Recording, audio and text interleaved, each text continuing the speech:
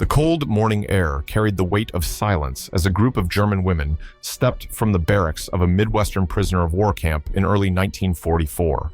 Their uniforms were threadbare, their faces pale and hollow from nights of restless sleep, their eyes darting with suspicion. Every instinct told them to brace for hatred. They expected sneers, insults, or perhaps worse. After all, they had been the enemy, servants of a regime that had rained fire across Europe.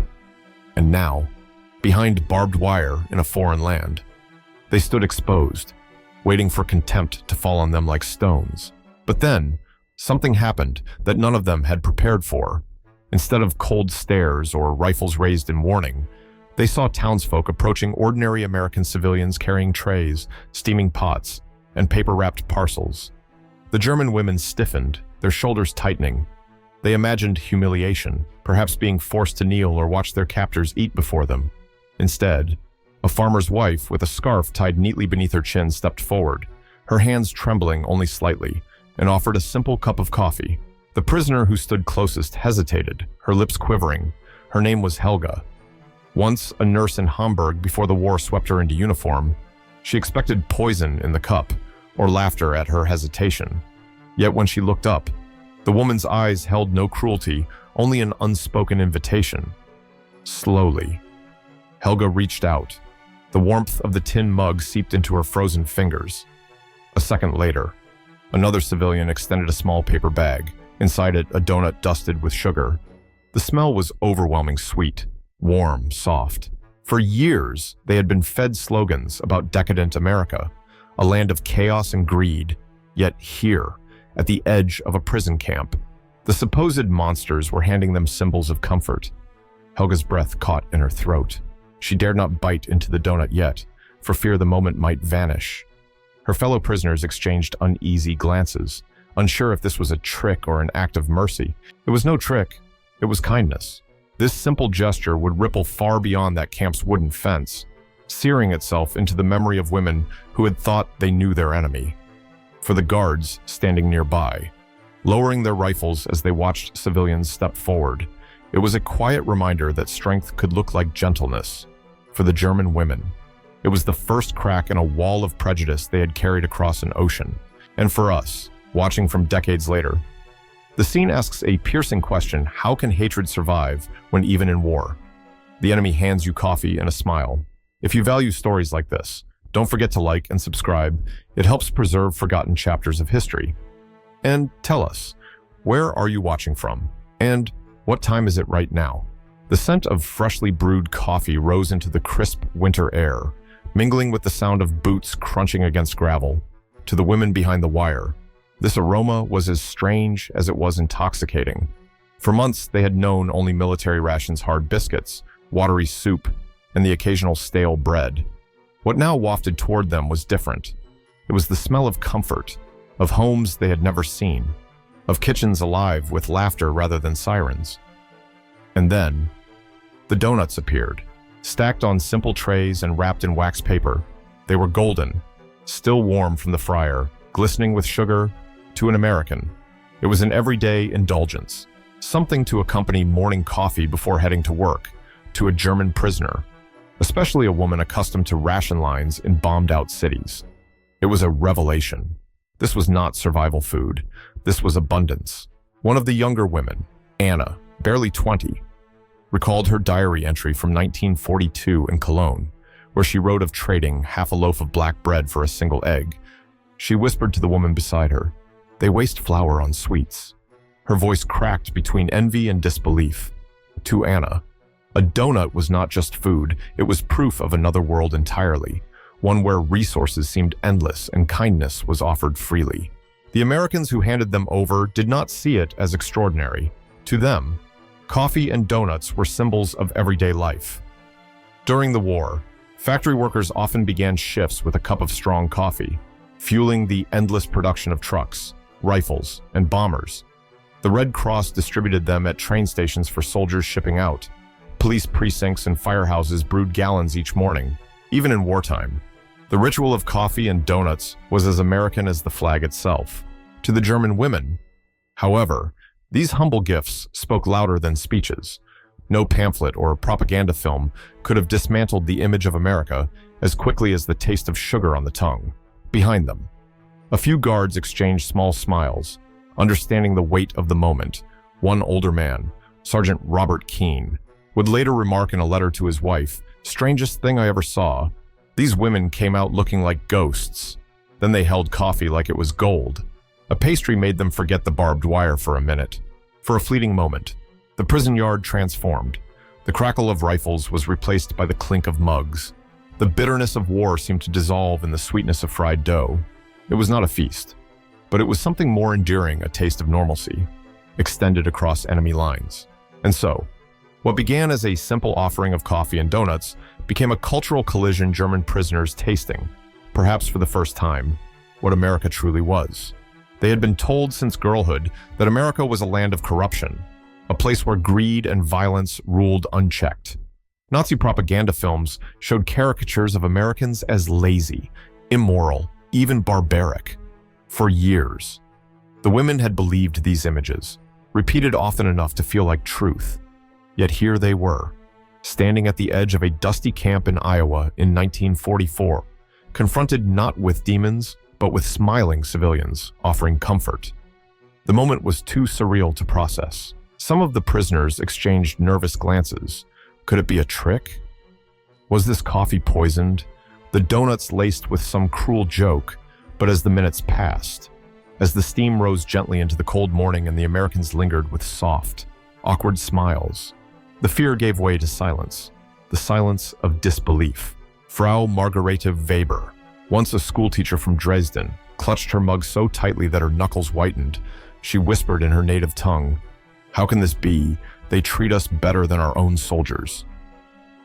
That sentence was overheard by Corporal James Miller, a guard stationed at the gate, who later wrote in his notebook, "It struck me that maybe the strongest blow to their spirit wasn't our weapons, but our ordinary kindness. They looked at the townsfolk like children seeing the ocean for the first time, for the Americans." The gesture was instinctive. In many small towns, churches had organized volunteer efforts to bring comfort not only to their own troops, but also, surprisingly, to the prisoners in their midst. To bake a dozen extra donuts, to pour another gallon of coffee, was not seen as treachery. It was seen as duty, an extension of the same hospitality they would have offered to a weary traveler at their door. And for the German women, the moment became unbearable in its gentleness. They had believed they would be mocked, spit on, perhaps paraded as trophies. Instead, they were treated as human beings. It was a collision between what they had been taught and what they now saw with their own eyes. The prejudice drilled into them wavered, cracked, and began to crumble. Helga, the nurse from Hamburg, felt her throat tighten. She remembered the nights when Allied bombs had flattened her hospital wing, when her patients screamed under rubble, and she cursed the monsters who had done it. Now she sipped coffee brewed by the wives of the same men who had flown those planes. She could not reconcile the contradiction. The women looked out at the civilians, their captors and enemies, and something unexpected rose within them, not hatred, not fear, but a fragile thread of gratitude mixed with shame. For a fleeting moment, the war seemed far away, as though the barbed wire had dissolved.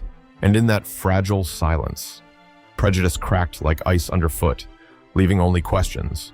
The rifles stood idle at the guard posts, but the true power of that morning was not in the weapons that remained untouched. It was in the ordinary items carried across the dusty ground paper cups, steaming coffee, warm donuts. These objects, so simple in their design, carried a force greater than the machinery of war, for in them was the everyday heartbeat of America, the rhythm of ordinary life continuing even amidst global conflict. To the women receiving them, the gesture felt almost impossible. Years of fear and indoctrination had built walls around their minds. They had been told that America was a land of factories churning smoke, of decadent people obsessed with money and excess. Yet here they were, experiencing not brutality but generosity, and through the most unassuming symbols, a hot drink and a pastry. Private accounts later revealed how deeply this moment sank into their consciousness. One guard recalled overhearing a prisoner whisper, "We are undone by sweets." Another remembered seeing a German nurse smile for the first time in months, her expression softening as she clutched her coffee. It was not military strength that softened her, it was the smell of sugar and warmth rising against the sharp winter air. This was the paradox. The Allies commanded vast power. American factories at Willow Run produced a B-24 bomber every 63 minutes. Shipyards launched vessels faster than U-boats could sink them. Fields in Kansas yielded wheat at levels Germany could not dream of. Yet when the moment came to reveal strength, it was not a bomber or a tank that broke through the prisoner's armor. It was a donut. The women tasted, and in tasting they understood. Abundance was not flaunted with cruelty. Power was not used to humiliate. The message whispered through each bite was clear. America did not need to crush them with fear, it could disarm them with kindness. The scene lingered in silence, save for the soft sounds of sipping and chewing. For the guards, the sight was more powerful than any display of discipline. For the prisoners, it was a revelation they could not deny. The walls of hatred that had seemed immovable now trembled at the touch of something ordinary, something gentle. What bombs could not accomplish, a simple act of hospitality achieved. The moment did not end with relief.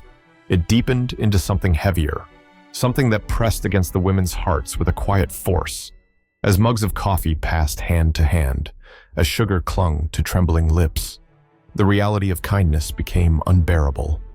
One young prisoner, Liesel, once a typist for a Wehrmacht office in Munich, lifted her cup with shaking fingers. The liquid was hot, rich, nothing like the bitter substitutes she had grown used to back home. She tried to steady her hand, but a tear slipped free before she could stop it. It ran down her cheek and disappeared into the rising steam. For those watching, the sight was unforgettable. An American child, no older than 12, nudged his mother and whispered, "Mama, why is she crying?" His mother, clutching a tray of donuts, had no answer. In that instant, the battlefield vanished. What remained was a woman who had once been an enemy, now simply a human being overwhelmed by kindness. The guards noticed too. Staff Sergeant Harold Wilkins, who had spent 2 years training recruits for combat in Europe, later admitted in a letter that the scene broke him in ways combat never had. "I saw an enemy dissolve with a cup of coffee," he wrote. "It's something no rifle could do." The prisoners themselves struggled to process the gesture. Some bit into their donuts with cautious delight. Others held them without eating, as if afraid that once the sweetness was gone, the illusion would end. Helga, the nurse, pressed her forehead against the mug for a moment, eyes shut, as though drawing warmth into her very soul. Margaret, the schoolteacher, murmured that it was the first time since the war began that she felt treated as a person rather than a number. The scene was cinematic in its stillness, women in tattered uniforms, barbed wire glinting in the background, guards standing silently with lowered rifles, and at the center of it all, a trembling hand, a sip of coffee, and a tear. For American viewers today, perhaps the question echoes across decades: would you have done the same if faced with the enemy in your hometown? Would you have offered a smile and a donut, or turned away in bitterness? Share your thoughts in the comments below. What those women felt that morning was more than hunger satisfied. It was a shock to the soul, a collision between expectation and reality, so profound it left many silent long after the last crumb was gone. The tears were not weakness, they were surrender, not to America's weapons, but to its humanity. In the weeks that followed, the story of coffee and donuts spread quietly through the camp, not through official reports or propaganda, but through whispers in the barracks, carried in fragments of diary entries, remembered in hushed conversations before lights out. The German women could not reconcile what they had seen with what they had been taught. America was supposed to be a land of greed and chaos, a place where the strong devoured the weak. Instead, they had tasted a gesture so simple, so human, that it gnawed at the foundations of their beliefs. Margaret, the schoolteacher, scribbled into a notebook later confiscated by guards. "We were told America was soulless, but the women here smiled at us as though we were their neighbors. If this is their cruelty, then I do not understand cruelty anymore." That small page, tucked into an archive years later, remains as raw as the day it was written. For the Americans, the act was almost casual. To share food was a natural extension of community, no matter who stood across the fence. But for the prisoners, it was shattering. They had expected punishment and humiliation, not generosity. Their ideology had prepared them for bombs and bullets, but not for a farmer's wife placing sugar into their hands. This contrast became America's hidden weapon. The arsenal of democracy was not only the 300,000 aircraft, 49,000 tanks, or millions of tons of supplies produced by U.S. factories. It was also the quiet assurance that such abundance allowed room for mercy. America could afford to be kind because it had already proven its strength. Helga, still haunted by nights under air raids in Hamburg, admitted to another prisoner that the sound of coffee being poured unsettled her more than the drone of bombers had. "I don't know what to hate anymore," she confessed. That confession echoed the truth the walls of ideology were breaking, and in their place came questions dangerous, liberating questions. And so, decades later, as we revisit this moment, we must ask ourselves what truly wins wars. Is it the machinery of destruction or the quiet gestures that disarm the soul? What do you think? Does kindness wield more power than force? Leave your thoughts below. We would love to hear your perspective, because on that morning, in that prison yard, America's victory was sealed not with a gunshot, but with a sip of coffee and a bite of sugar. The scene that history chose to remember was not written in strategy papers or military reports. It lingered in memory as something far quieter, almost fragile. A row of women in worn gray uniforms stood behind barbed wire, their faces pale, their eyes wide. In their hands were not rifles, not orders, but small tokens of American life, a cup of hot coffee, a donut dusted with sugar. The moment seemed insignificant when measured against the scale of war. Yet, in truth, it was a moment that revealed more about victory than any battlefield. For those German prisoners, the gesture became a symbol that haunted them long after their release. Years later, some would write to relatives that their first memory of America was not the sound of guns, but the taste of hospitality. One former nurse recalled how, even decades after returning home, she could still smell the coffee whenever she heard the whistle of a kettle. That smell, she wrote, was the beginning of her doubts about everything she had once believed. To the Americans, the act was never calculated, it was simply who they were. The same nation that built more than 90,000 ships and trained millions of soldiers still found time to brew an extra pot, to fry another dozen donuts, to hand them across a fence. Strength expressed itself not only in industry, not only in the assembly lines that turned out a bomber every hour, but also in the willingness to extend humanity where it was least expected. The prisoners who bit into those donuts were tasting more than flour and sugar. They were tasting an idea that victory did not have to mean humiliation, that power could reveal itself through generosity. It was not the donut itself that stunned them, but what it represented: a nation confident enough in its abundance to extend mercy to its enemies. And so the image endures: sunlight glinting off barbed wire, rifles lowered, civilians smiling, and women once sworn to an enemy cause, trembling with mugs in their hands. A moment so simple it could be overlooked, and yet so profound it defined an entire chapter of memory. What remains for us today is the question: what is remembered longer? The sound of weapons, or the warmth of coffee shared with a stranger? The war that raged across continents was measured in millions of lives lost, millions of tons of steel forged, millions of bombs dropped from the skies. And yet, amid that staggering scale, history sometimes distills itself into the smallest of gestures. A cup of coffee, a sugared donut, a smile passed through barbed wire. These details endure longer in memory than statistics or battle reports. For the German women who stood trembling in American camps, this moment was not about strategy or politics. It was about discovering that the people they had been told to fear were capable of tenderness, even toward enemies.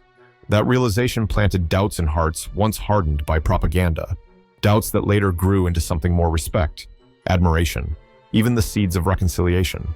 For the Americans who handed over those simple gifts, it was not a calculated act of re-education. It was instinct, rooted in the rhythm of everyday life. They brewed coffee because mornings demanded it, fried donuts because community gatherings called for it, and offered them to prisoners because kindness did not ask whether a person was friend or foe.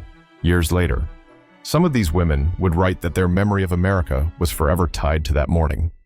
One described it as the first time she questioned whether the world she had been taught to believe in was built on lies. Another admitted that the taste of sugar and coffee lingered longer than the bitterness of defeat. These are not the lessons of military academies, but the quiet truths that outlast war itself. And so, as the echoes of the past fade into the present, we are left with an image both simple and profound, barbed wire shimmering in the sun, rifles lowered, enemies standing together in silence, and in their hands, the warmth of coffee and the sweetness of a donut. An image that whispers across time that true strength is not only in conquest, but in compassion.